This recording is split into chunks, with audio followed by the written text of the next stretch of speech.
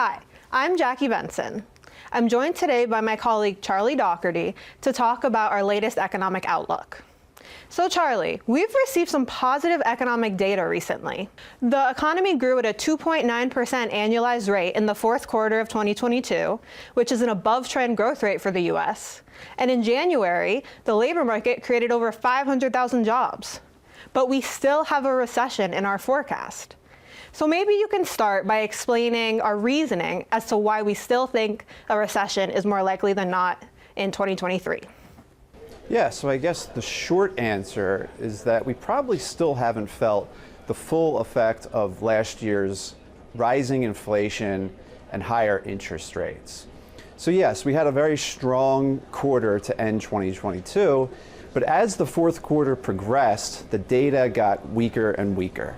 So for example, consumer spending fell in November and December. Now look at business investment. We still think it's likely that businesses are going to need to balance lower demand with the higher cost environment, so a decline later this year in business investment still seems likely. Housing and manufacturing also are still under a lot of pressure, and we still think there's more weakness in the pipeline ahead. So overall, there have been some positive developments, and we do think that the odds of a soft landing or the economy avoiding a recession are on the rise. So you mentioned that really strong jobs report that we had in January. Not only did the economy add over 500,000 jobs, but the unemployment rate ticked down to 3.4%, which is the lowest it's been since 1969. So we have a strong jobs market, and inflation looks like it's starting to ease. So Jackie, inflation does look like it's starting to move in the right direction, but what do you think about the path of inflation over the course of the next few years? That's right, Charlie.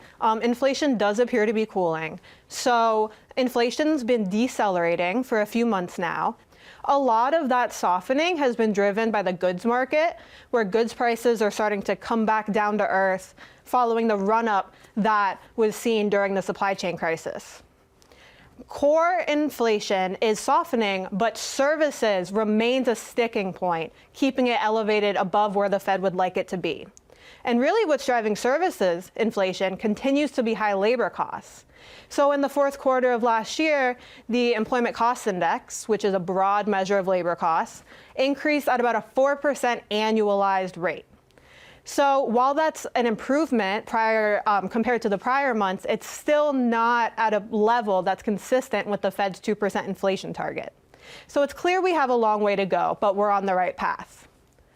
At the same time, the easing inflation that we have experienced has produced disposable real income gains that have benefited consumers and increased their purchasing power.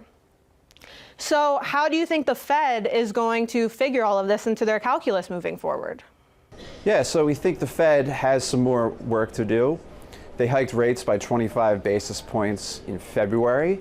We think they're going to hike rates by another 25 basis points in March, and then by another 25 basis points at their meeting in May. So that gets the peak terminal Fed funds target range to about between 5 and 5.25. And now this is important. We don't think the Fed is going to quickly pivot. We think they're going to hold the target range at that peak level for the balance of 2023.